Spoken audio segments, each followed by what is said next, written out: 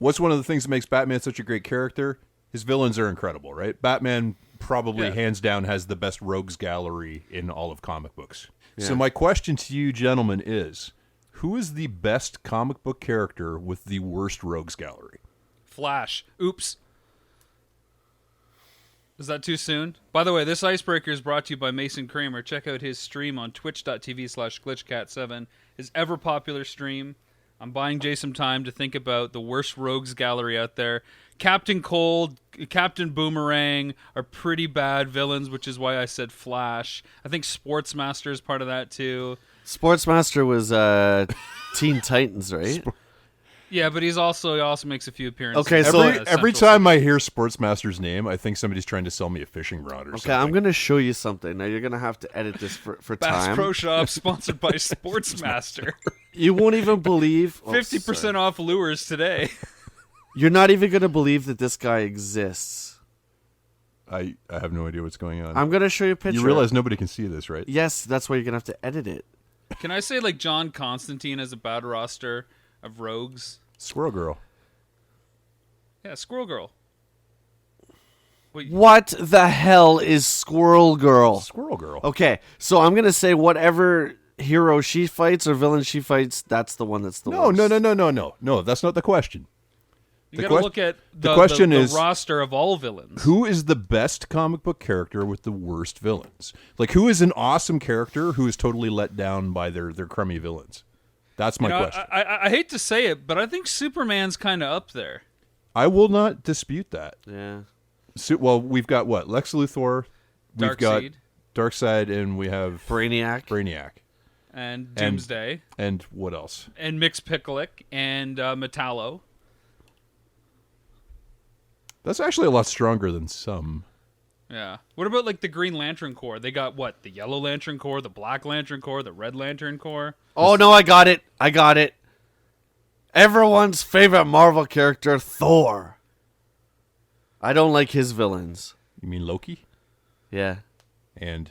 Who's Mandarin? I can't stand him. That's Iron Man. Okay, you can tell I don't read books anymore. Iron Man's got some pretty weak characters, Iron Man's too. got a really weak rogues gallery, for sure. So I'm going to say Iron Man because Mandarin, he looks like Namor, but like I can't say that. Oh, you mean Submariner? Yeah, Namor the Submariner.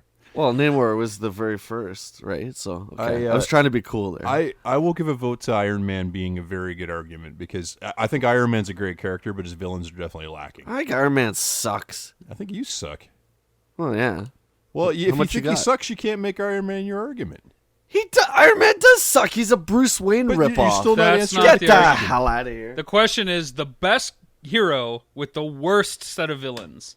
Okay, personally, because I grew up reading Wolverine books, I never liked Sabretooth. So does that count? But you got to look at the roster of villains that one hero... Like, so for Spider-Man fights Green Goblin, Electro, Venom, Carnage, Rhino, Kingpin, Mysterio. Doc so there's a Ock. whole team of villains that this Venom. the heroes, you know? Black Cat. Fights. Punisher fights Jigsaw. You know what? I will go on record as saying Punisher may be the best character with the weakest villains. Punisher fights He Bullseye. just everybody else's villains. Yeah, Punisher is like the ultimate cameo, right? Because he kills them all, right? It's so hard to come up with like, an arch nemesis for Frank Castle because he kills everybody. He's his own arch Okay, nemesis. I'm gonna flip the question because my favorite comic book character is Thanos, and I despise Silver Surfer. I like Surfer. I know you do. You like Adam Warlock too, also who I don't like. So I'm going to reverse that, and that's my answer, and I'm sticking to it. I think we got some good odds. If you've got an answer to this, hit us up on Facebook, GamerCast Nation, facebook.com/GamerCast Nation. We'd love to hear if your answers can actually compete with ours, since ours are the best. We also want to hear your thought process laid out in detail like Jay's. Yeah. No, there's no right and wrong when I don't know to superheroes. anything about them anymore. I know one or two heroes and villains from either side, but I used to know everything. Now, not so much. That was the 90s. You used to know everything, huh? You just know it all, don't you, Jay? Oh, entrapment. Entrapment, I call bull. Trap.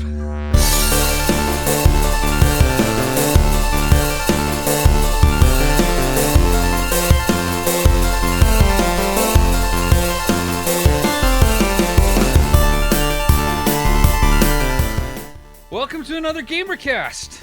This week we will try to stay on the rails as we segue from our ultra-serious Flying Train Cold Pizza episode to something a little bit more structured that you're used to hearing. We got a bunch of things to consider, of course, before we get into it. Housekeeping as usual. First, I do want to remind folks that we are going to do the Nintendo Quest streams with GlitchCat7, Mr. Mason Kramer, April 24th, 12, 2, and 4, and him and I have actually finally been back in discussions on how to make that kind of interesting. He's got some ideas cooked up for the intermissions between the episodes, and we invite you to come participate, ask us anything you want, and we'll be there, set to answer them. What else do I got? Nintendo Quest is now on Hulu. Nintendo Quest Power Tour is on Vimeo and on Amazon now. Though if you buy it through NintendoQuest.com, it's a bit cheaper. You can blame Amazon for that. The Kickstarter for the box art documentary starts April 19th. Dash Quest continues to dash with newer builds. Did I say it right this time? It also continues to quest. Dash Quest. Is that better? That's more along the lines of what I Dash would have expected. Quest. You see, I like to emphasize quest. Dash Quest. Not Dash Quest. Anyways, new builds are coming out for that. I know you've been working a lot on that, Glenn. Burned himself out on that one. Galaxy Far Far Away is also on Podbean, as is, of course, this. I don't know if you're listening to it on iTunes or Stitcher, but, we have it on iTunes and Stitcher, and Galaxy Far Far Away is on Podbean. Jeez, I'm all over the place this week, fellas.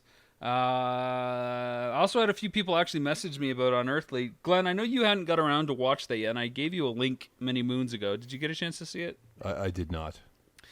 This was my first feature film. It's kind of like a sci-fi adventure, and people were asking about it since they saw it on my IMDb list.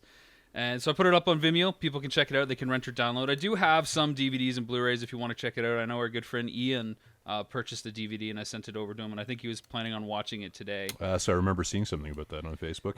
The short version is it's kind of like the ultimate kind of Canadian B-movie. The script literally required like $400 million, but we shot it for a few thousand. So take that with a grain of salt. There's a lot of Canadian accents in there. And yeah. I did want to clarify some comments from a couple other episodes. Jay, did you have something to say? Yeah, I was going to say that our lovely producer Jordan Morris actually is a character in Unearthly. Yeah, he's pretty memorable, I would say. The Marine, that's when Jordan and I first met, and a few other people that went on to work with us on other projects as well. So it all starts somewhere, folks. It's not happy accidents. I did want to clarify some comments on a episode, actually recurring episodes when we're talking about cosplay, because I realize now this could have been taken way out of context. I don't know if you guys saw this. Katie Cadaver posted a picture of herself cosplaying a Slave Leia. Now, Katie's a little bit on the I don't know if she's not like a size 0. Let me just say that, okay? And I thought it was really awesome that some out there made a meme basically, fat shaming her. You can't be that person because you don't look like Carrie Fisher did in Jedi. And it was actually really awesome to see the entire community, not only Star Wars, but cosplayers and just general pop culture fans rally behind this person and say, it was really cool. And it was able to go on her Facebook page, and she was like, this is so awesome. Thank you so much for all the messages. And, I thought she was actually really good looking. I don't understand where the fat shaming stuff comes in. The reason I bring it up is because we've had several episodes where I talk about how I'm not comfortable cosplaying because I'm not necessarily the size or proportions of the characters I would like to play. That's a personal thing for me. That's not saying you can't do that. And Jay, you've always been quick to, clarify. You can dress up as whoever you want, have fun with it. That's the whole point. There are no rules. So I just wanted to clarify that off the top because I thought that was really cool that everybody stepped in to support Katie Cadaver. And that's interesting. That I never heard that story. So this is the first I've ever heard of it. I want to say something about that too, as a cosplayer myself now. Don't ever let anyone tell you what you can or can't do. I think that's absolutely ridiculous. It doesn't matter how tall you are, how wide you are, how skinny you are. It doesn't matter. So good for her, man. She could do whatever the hell she wants. I noticed that you started by talking about how tall you were. Oh, I've had that because I'm not 6'3", so I'm not allowed to be Kylo Ren. I'm just, do me a favor, get the hell out of here. So good for her. Do whatever you want in this life. Don't let anyone ever stop you. Any thoughts on that, Glenn? Any self-edits? No, I'm not going to edit my own voice this time. As I was coming out of my mouth, I seem to recall swearing last week and having to edit it. But you walkingly laid out the rules for how you edit your own voice. This time, Christopher Walken's birthday last week, by the way. It was. I saw that. The patron saint of Stanbuck. Are you wearing your Stanbuck jersey too? I can't quite see it. No, this is. I don't have a Stanbuck jersey. It's just a normal jersey because baseball season's back, baby. It's the most wonderful time of the year. Stanbuck Christmas.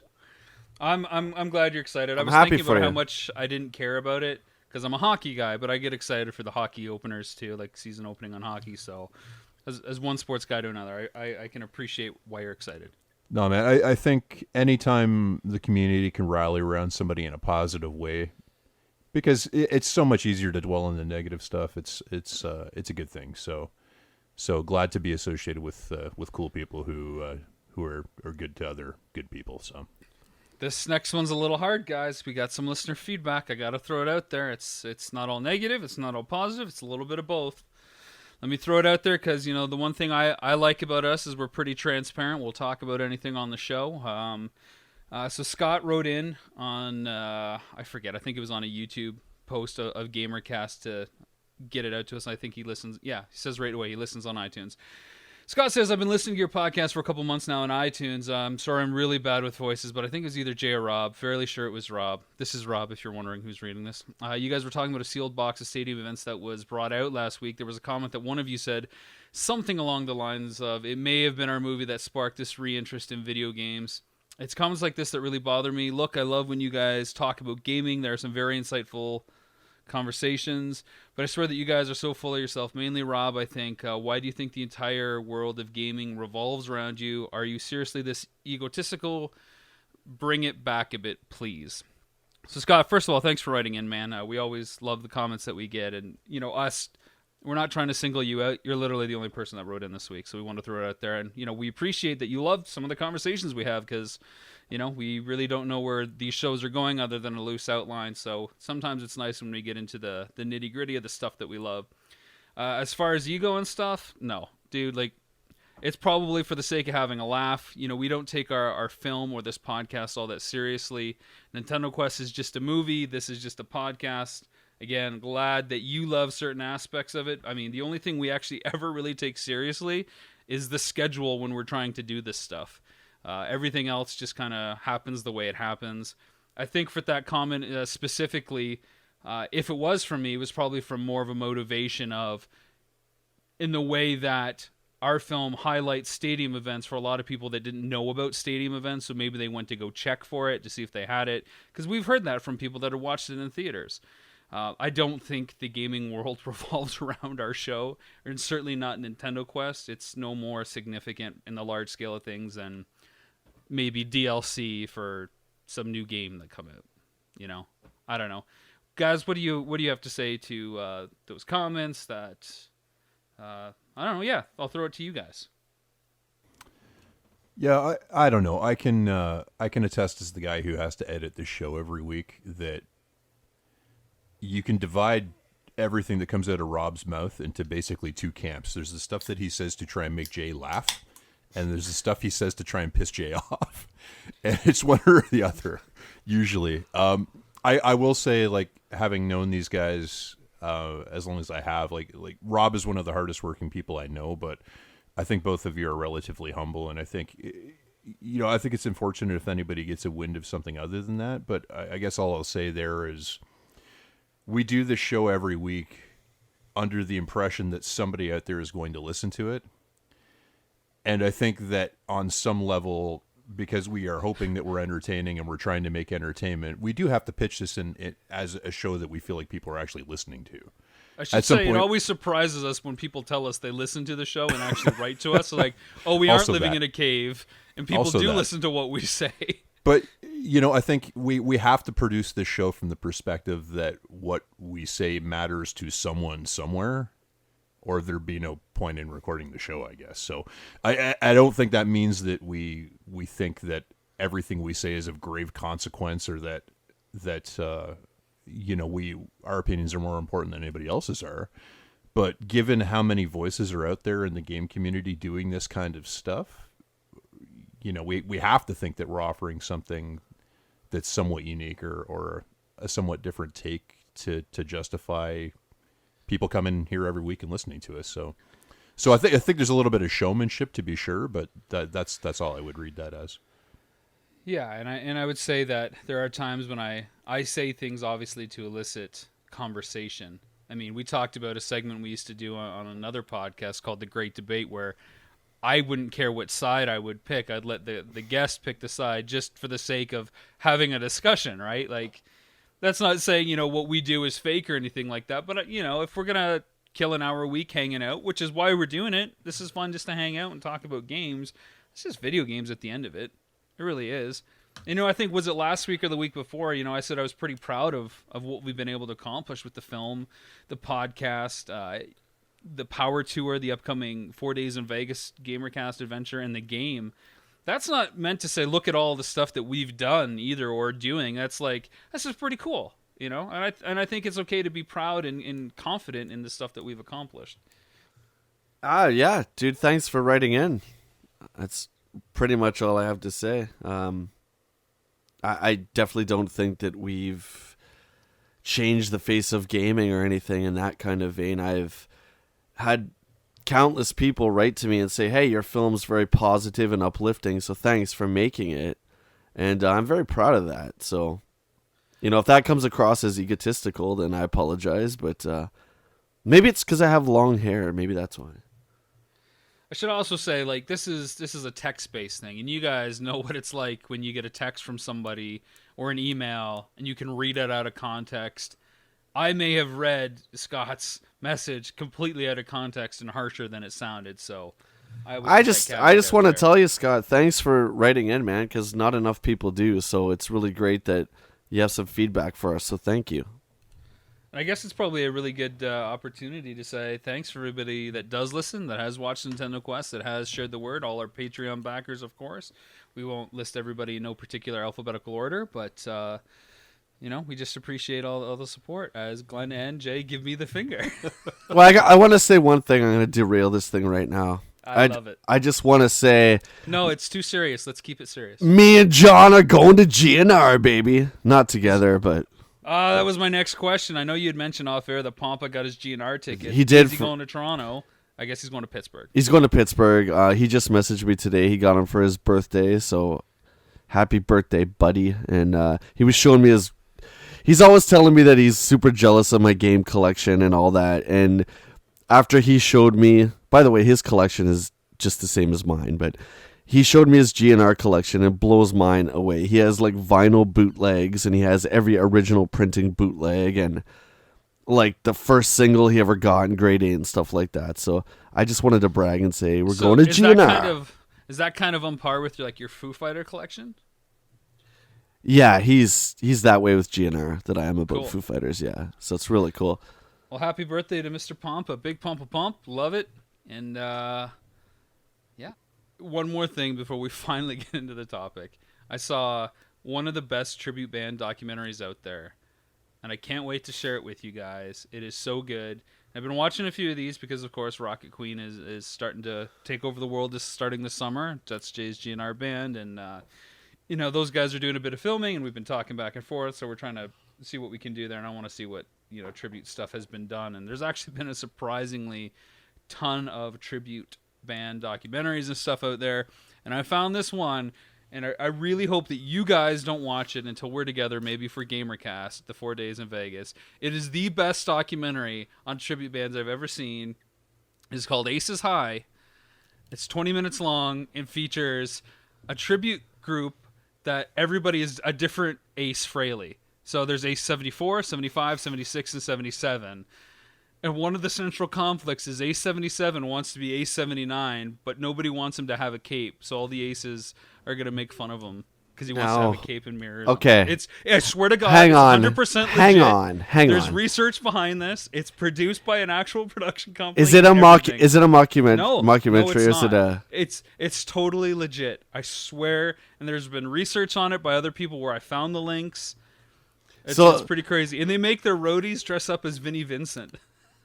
And let me guess, they all hate said too much. They all hate Paul and Gene, right? I've said too much. I've said too much. Yeah, we're gonna watch that for sure. Good. So Aces High. It'll happen. It's outrageous. Playing acoustic guitar is a nightmare. What are we talking about this week? Weren't we supposed to talk about it last week? This is, in fact, what we were supposed to talk about last week. Only this week. It's like time travel. Kind of. It's not anything like time travel, I'm sorry. Our delayed topic this week, guys, we're going to do some video game myth busting. We're going to talk about the dirty secrets of gaming. What are the lies and the truths about video gaming and video gamers? Mythbusters. Lawsuit. Okay, so go ahead. Copyrighted. It's hyphenated, our version. Guys, Mythbusters. What are some common myths about people who play video games? Common myths. Basement dwellers that live with their parents. Number 1. Alex! Correct. That video games are just for kids. Jay. Violent video games make people grow up violent, or people do violent things. Sure, gaming is bad for you. Rob. I have to edit my answer. Only boys play video games. Luigi is not as important as Mario. We know that is wrong. Don't get me started. That's what I'm saying. Okay, good. Just want to make sure. I know it's good. Okay, good. It's getting heated here. Yeah. Already. Okay, it's your go. I see what you're trying to do. That was my thing. That Sony and Microsoft are dedicated video game manufacturers. Oh, here we go. Why do you guys think these stereotypes exist? I blame the parents. Like, I don't think anybody actually still believes these things to be true, or at least the perception. I think some of those are like on the surface stereotypes that people acknowledge as a thing, and then once they give half a second of thought, they probably realize, oh wait, maybe there's something more to that. I think those are stereotypes that are becoming a lot less widely held. So my question is, like, why do they exist in the first place? Like, why are they there? Because I think they probably all started with some sort of truth. Except for the passage of time has allowed them to evolve. Like video games for kids.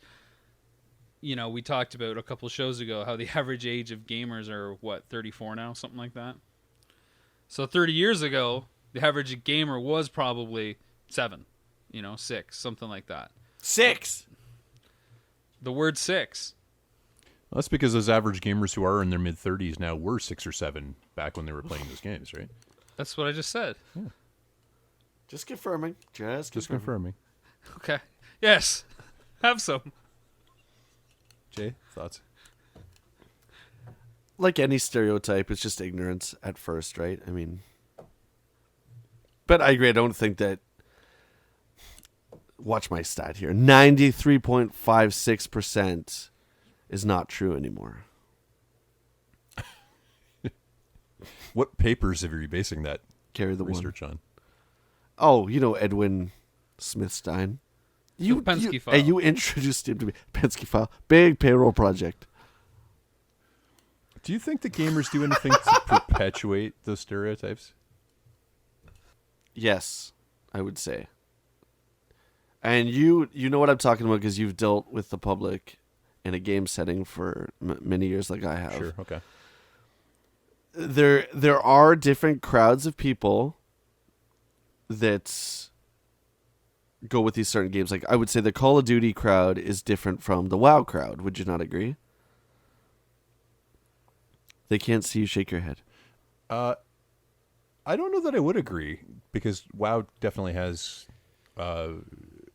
some crossover appeal. I think what's true is that you'll find the fan of a really obscure kind of hardcore Japanese RPG may be a very, very different person than the person who walks in to buy Call of Duty on an average basis. I think we talked about this last year, or maybe one of our earlier episodes, where we said the games that you play definitely say something about you. Now, all games are going to have something in common by the sake of them being games, but if you gravitate towards first-person shooters, that's probably going to say something about you and your preferences and what kind of entertainment you like, versus if you gravitate towards puzzle games or casual games or platformers or JRPGs.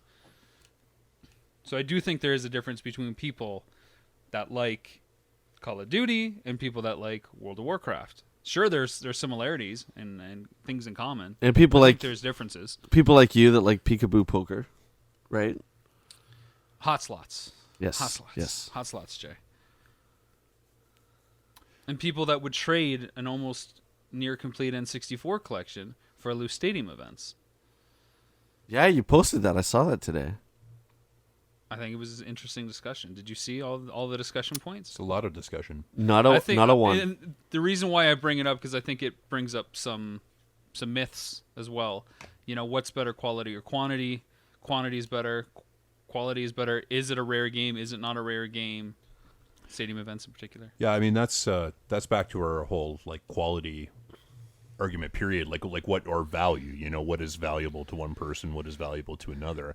I remember Ian made a comment along the lines of you know, your odds of getting a complete N64 collection again at some point in your life are significantly better than they are finding another stadium events that isn't spoken for, right? So yeah, he'd have made that trade in a heartbeat. Where your guys stand on that, Glenn? What would you do? Would you rather have the stadium events loose or the complete N64?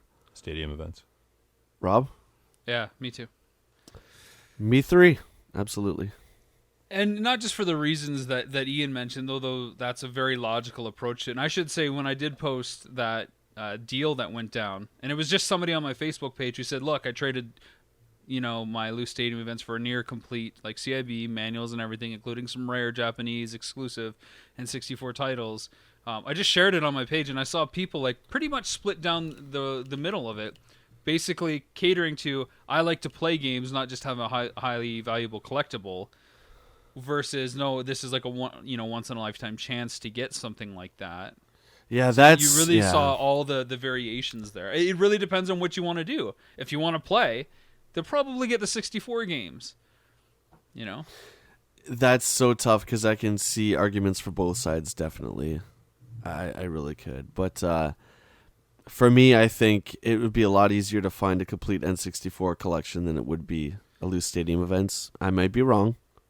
I think one of the myths that it brings up is that game collectors don't play games, you know? Yeah, sure. So, you know, I would say that I think that's a pretty easy one to bust. I think there are some people that do buy stuff. That's hilarious. But I think you've heard. I think you guys have both heard that, right? Oh, there are a lot of game collectors who don't play that just want to put it on a shelf. I've got a huge backlog of rare stuff that's on my shelf. Doesn't mean I won't play it. It's just I haven't played it. Sure.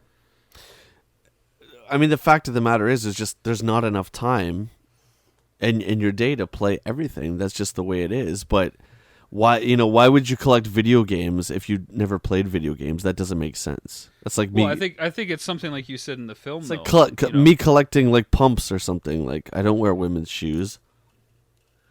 So I love that you reference them as pumps and then explain that. I'm a big. What have you been into? I'm a big Sex and the City Not fan. that there's anything wrong with that. But I think it's something like you said in the film or in one of the interviews leading up to it, or something we probably said on the show. Collecting the games is the game in itself, right? We wanted to present what you did in Nintendo Quest like a game for people to follow along in the collecting process. And that game was more fun than some of the games that do exist, hence why we're making, an actual game about game collecting. I knew you were going to steal that from me. And you did. Bugger. Zing. But I think that's it. It's fun to go out there and have an adventure and see what you'll come across. And it's when you find that game, it can really kind of change you. To be honest, I just let my Bonk's Adventure go to a good friend down here who's been looking to add, set a goal of adding at least one key marquee title to his collection every year because of the stuff that we did in Nintendo Quest. He really wants to step it up because he loves it, but he knows he's got to push. And, taxes came along, and the old IRS, he wants a paycheck. So I had to liquidate some of my collection, and it started with Bonks. So it was pretty cool to see his reaction and watch him kind of get a little dizzy over that pickup. That was cool. And yeah, we know what that's like, definitely. So that's awesome.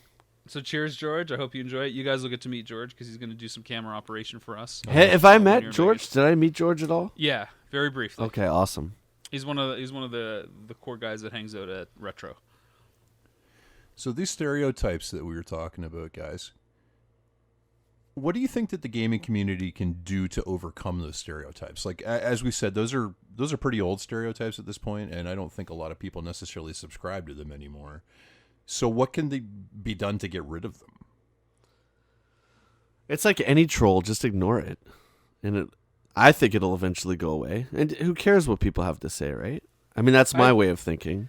You see, that's a passive approach, and I would say we've got to take a little bit more of an active stance on it. I don't think you kill can them? Just Murder? No Call of Duty. I think don't call the SWAT team on me. I think you've got to actually... And how much energy do you have to constantly fight the naysayers? But I think you've got to go out of your way a little bit sometimes and show that this isn't the case, to show that video games aren't just for kids, that they aren't just a waste of time, that there are learning benefits, that they are an integral part of society, that everybody is a gamer if you look at it from a certain point of view. And if everybody's a gamer, then they must be important. So how can we continually sweep them under the rug as if they're just, casual diversions? Well, I think the other aspect of that, Rob, is, all the stereotypes we mentioned are relatively harmless ones. I don't think it really does much to... Are they? I think for the most part they are, and the reason I say that is there are some pockets of gaming right now that are reflecting very, very poorly on the hobby of gaming as a whole, in some really, really negative and very serious ways, certainly over the last couple of years or so.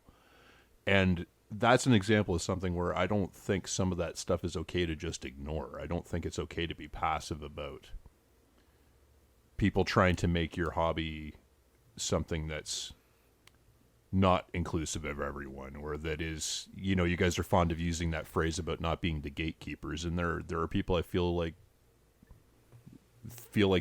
gaming should be something where there are gatekeepers judging who can do it and who can't. Well, it's a tough one, right? Because I think anybody that wants to like games and be into games should, be allowed to do that. But I don't think everyone will like every kind of game. So I almost understand the flip side of what you're saying, where I can see why people would say, look, you don't like games that involve a lot of gun options and weapons and destruction. You know that, so why would you play this game only to complain about that and then make connections that may be detrimental via accusation to society? You know what I mean? It's almost like what Jay says with the prequels, the Star Wars prequels. Yeah, you don't have to like them, but why do you have to keep complaining about them when you can just move on and watch other movies? Yeah. I mean, the way you and I and Glenn have always been, it's just like live and let live. It's like what you like. You're not going to like everything, but I don't like the people that go out of their way to post negativity and stuff like that. It's like, okay, this is not for you. Move on and just, love the stuff you love.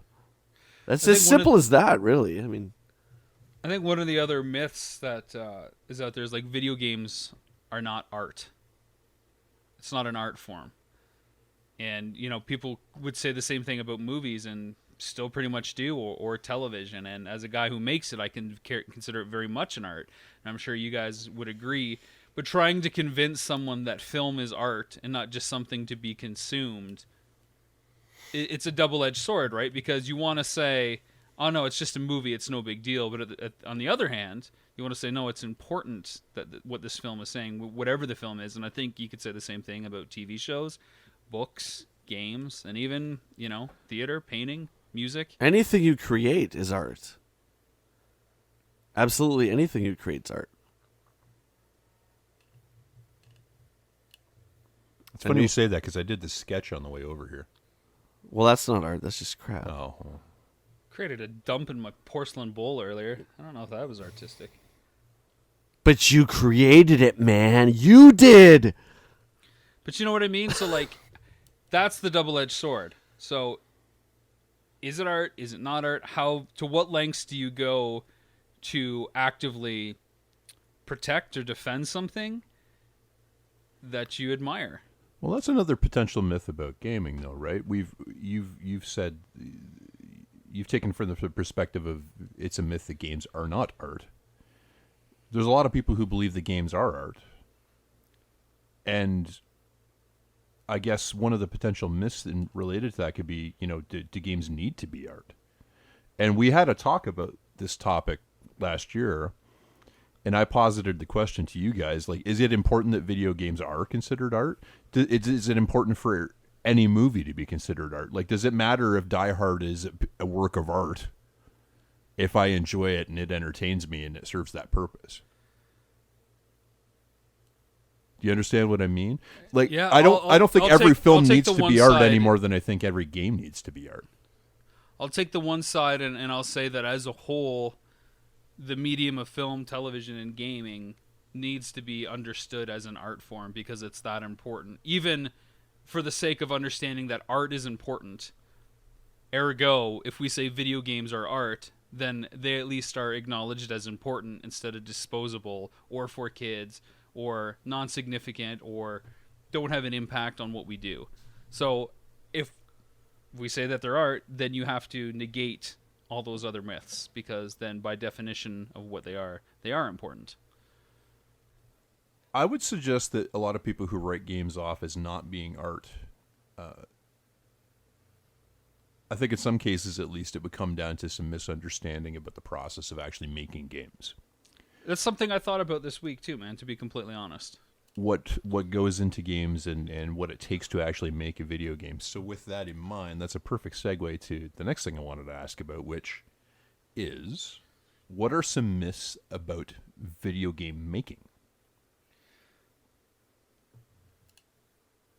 Or what are some commonly held perceptions about video gaming or the process of making video games that may or may not be 100% accurate? Okay, I would say off the top of my head that gamers, people in general, whatever you want, think it's easy.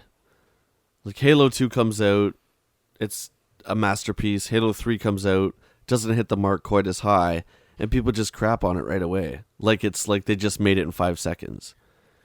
Or conversely, that game devs don't care and they just want to push something out the door. Publishers don't care, they just want something on the shelf. Retailers don't care, they just want to sell something across the counter. When I was doing the notes for this, I actually read a piece on, I think it was linked from Gama Sutra, which is a fantastic video game blog, by the way, for people who work in the industry or are interested in the industry and getting a better sense of what it's like to work in it. And somebody had posted a link of a list of sort of common misconceptions about working in the video game industry. So let me just throw these at you guys so you can kind of hear what guys inside the industry say.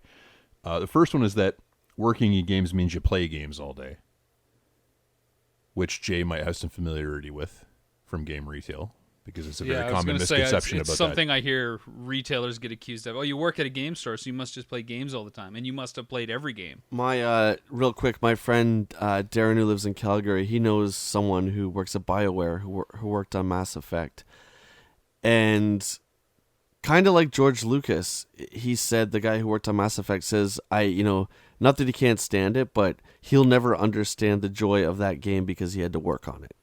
Sure. He had to put so many hours. So the last thing he wants to do is sit there and play Mass Effect, is my point. Another common misconception, developers are lazy. Development is easy. Good ideas are enough for a good game. DLC is stuff that was made for the game that just got removed so they could sell it to you separately. Yeah, that's bullcrap, by the way. Although it's hard to argue that when it's on the disc, right? You see the other side of it, like it's included at launch, but they're going to separate it and then piecemeal it out to you for an additional cost. There's some sort of notion that people just, like, there's completely separate pipelines for development on that stuff. But I understand that, and I think you guys would too. I mean, we can look at something like Nintendo Quest and Kickstarter, right? And you'll see it with the box art documentary. We have a base goal of a 90-minute film, but then we have stretch goals where it is kind of like DLC. Here's extra stuff that's going to come packed on the disc if we hit the targets. So it's a whole nother kind of process that we have to go through if we hit those marks. There's the myth of the idea person. Everybody seems to think there's this mythical position in the game industry where somebody just comes up with ideas and that's all they do. I love that concept, that in every office there's a curtain, and behind that curtain is the idea person. And you just see these conduits and like pipes going behind the curtain. You never know what's back there. You just see stuff coming out of it. I like it. I don't know if this is so much a myth, but misconceptions about game budgets. I think a lot of people really don't understand how much it takes to actually make a video game. I have no idea, to be honest. Like we hear some budgets like Destiny, like $200 million or something like that. Stuff that can rival feature films. Do you have any numbers that you can eliminate? Wow. I'm not going to give an actual number, but in taking something like Dash Quest as an example, I guarantee you that game cost more to make than you think it did. So here's my follow-up question to outlining some of those misconceptions. Why do you guys think that there is a disconnect between the process of making games and the people who play them? I'd say that that same disconnect is in music. People that make music and people that listen to it, people that make films and watch films. I think there are people that do it and people that absorb it.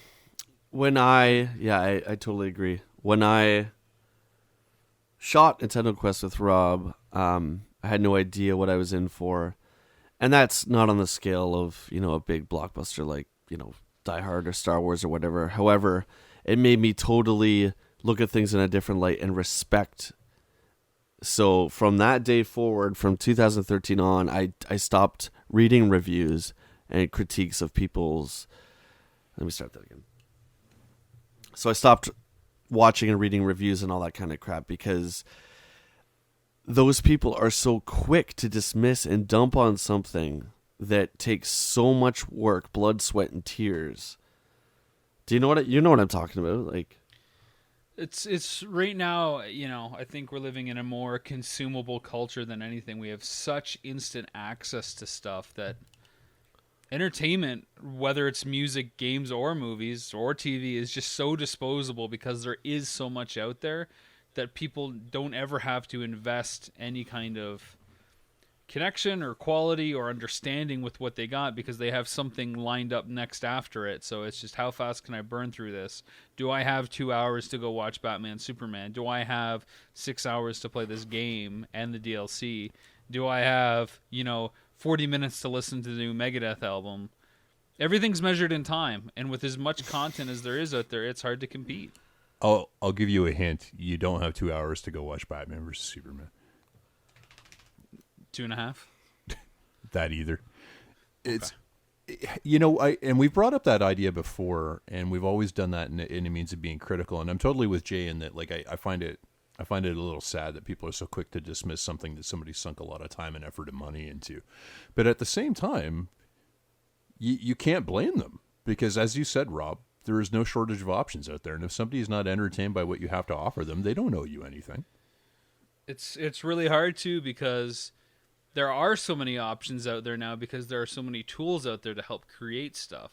I would say 30 years ago, we don't have as many films in the theater released that we do now, or options on Netflix or YouTube. We don't have as much music being kind of shared as much. We certainly don't have as many games coming out there. But because anybody now has access to a camera, anybody can turn their office into a home recording studio, anybody can create a game, you start to see this glut of stuff. And sure, some of it's crap, but there's a lot of talented people that are bulking the 9 to 5. This is the way you're supposed to live life and work your job. And they realize that they do have the skills to make it work, to make it happen. And they go out there and they do make something that's good. But now the problem is you're competing with hundreds of thousands of other people that have good things as well.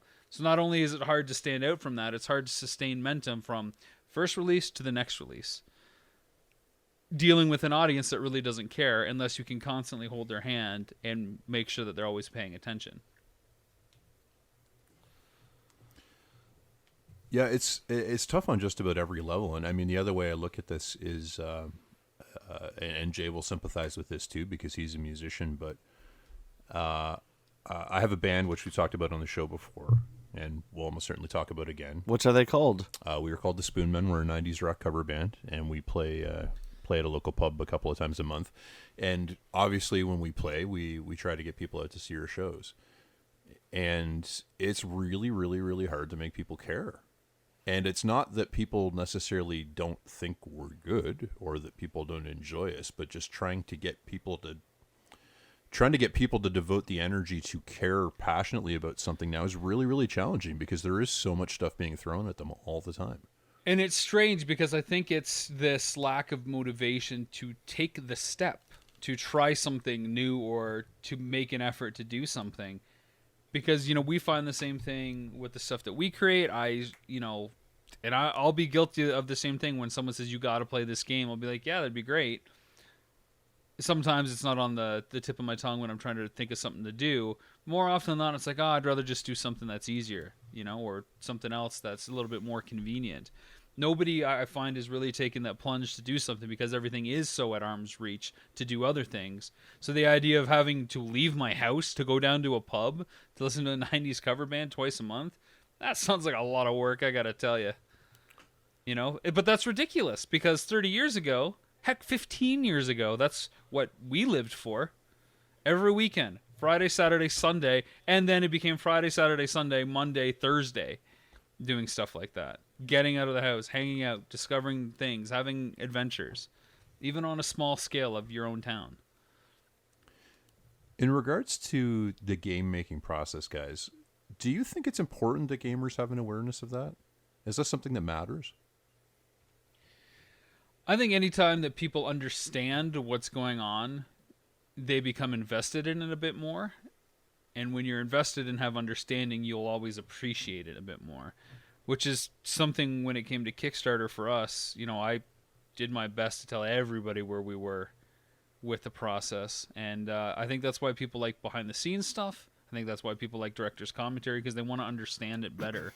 And when you do, you care about it. I just find that it's difficult to get them to, again, invest time and care about stuff like that. And I will say I've always been a creative person, but up until Nintendo Quest, I was kind of the critic. I would see something like Batman vs. Superman and totally just crap on it before I even thought about it. And now that I'm on the other side of that and creating stuff with you guys every week and with the Nintendo stuff, I don't know. I just don't know how you're going to get people who don't create stuff like that to understand it. Like, how would you... I don't necessarily think that's our job to do, though, I mean... I think it's a tool we can use, but you've also been in a lot of original bands as well, not to differentiate or crap on Glenn's cover band or anything like that. I love the Spoonman Glenn. But, Jay, you know what it's like to say, hey, buy my demo, come to our show. We're playing originals. That's harder than come to our 90s rock night where you at least know all the songs, have a good old time, hoist a pint. Original music is a million times more difficult to get people to go to or people to care about, absolutely.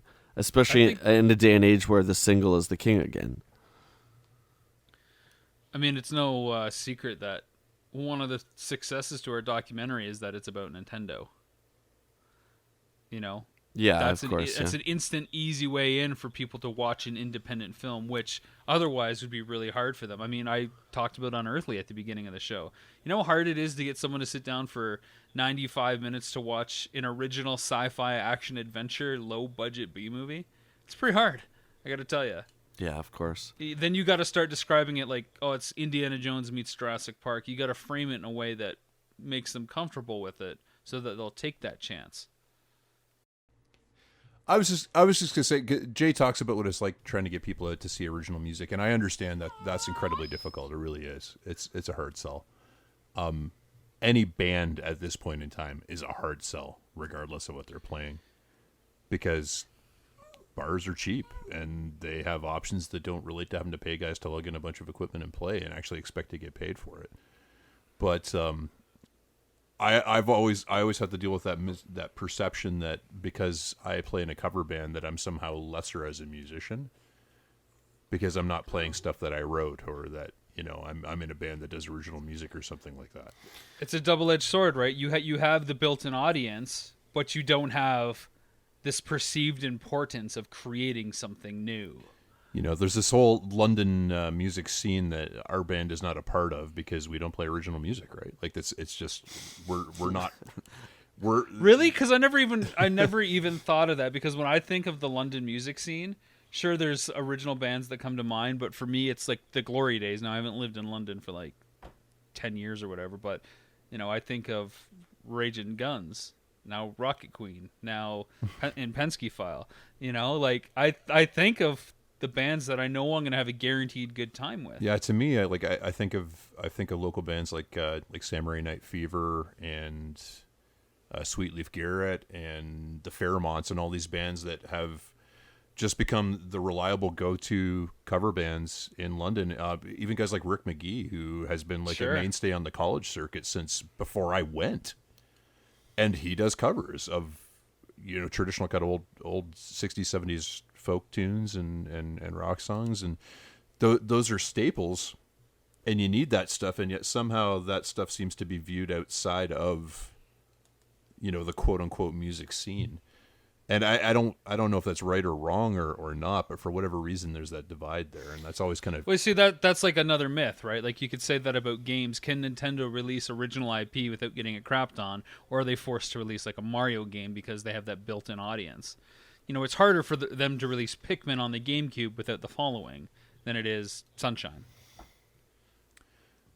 We are talking about myths today, and we're talking about dirty secrets of gaming, guys. And with that in mind, I want to ask you, what is your dirty gaming secret? What if anything about being a video gamer embarrasses you? Oh, that's easy. Do you have one? My dirty gaming secret is I remember the very last time that I played World of Warcraft, and it was on one of my days off, and I got up at 6 a.m.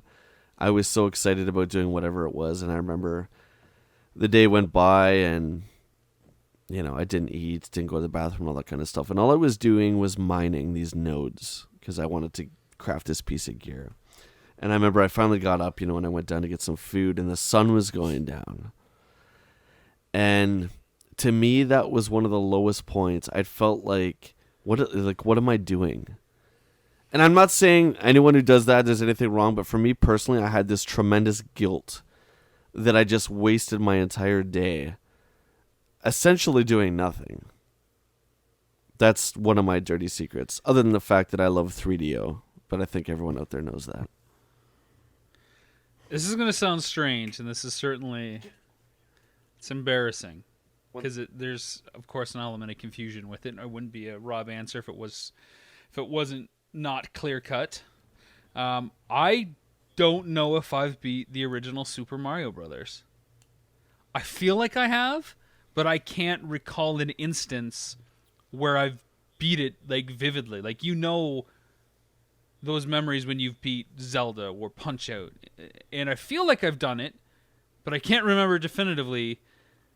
And it's confusing, so I'm like, yeah, I don't know, I beat it. Did I?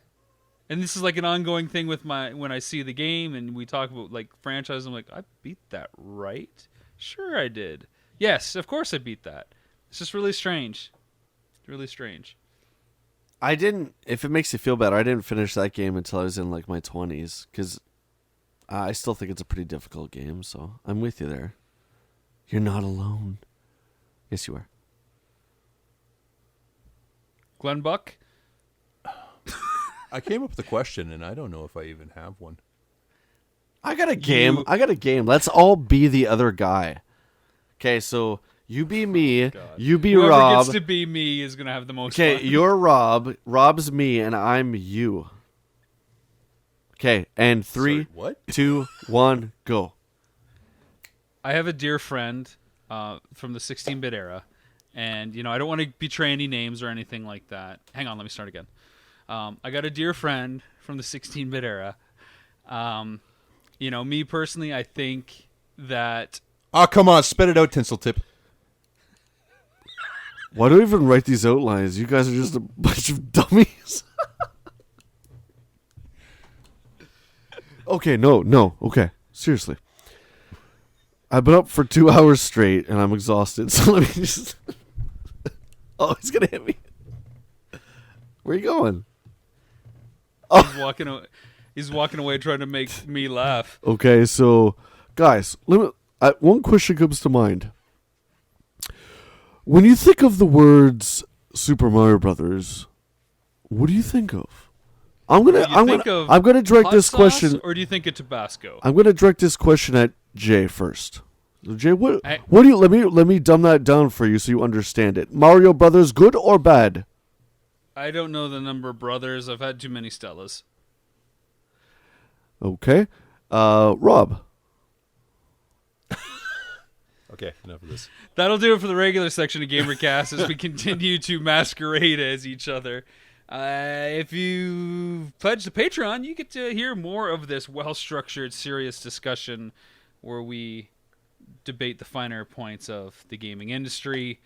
If not, we'll see you at the end of the show. Again, it's only $1.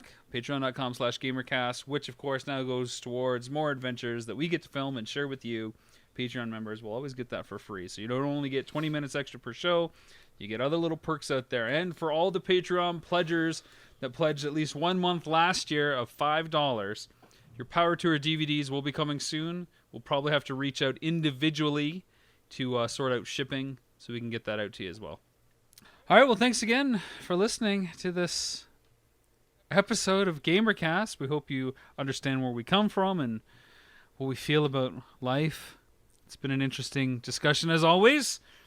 Patreon members, you got something special this week. And if you're not, again, I urge you to become one. So, thanks for listening, guys.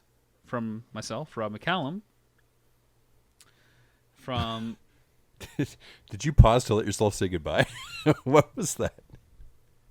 I was watching what John Bartlett was doing. From the video game non-stadium events run Rockstar. I'll see you in the front row, Ray. And producing and editing. The salami of producers. The dressing of salads. The baseball sliding, tobacco chewing, bat prick, Westridge, Stanwich. Stunny Pregridge. Listen. Do you smell something? You gonna hit me? No. Hit him! It's a Ghostbusters line. It always comes line. back. It always comes back to Ghostbusters. Prickbusters. He's the horse. Is that from number 2? No. The first one. Use the horse. When the hell's that? He's the horse. Well, Talk to me if you want to ride. I don't even know what that is. That's when Vince Clorthal is talking to the horse about the coming of Oh, Golder. yes. Yes. What a great character. I mean, really, he's really great.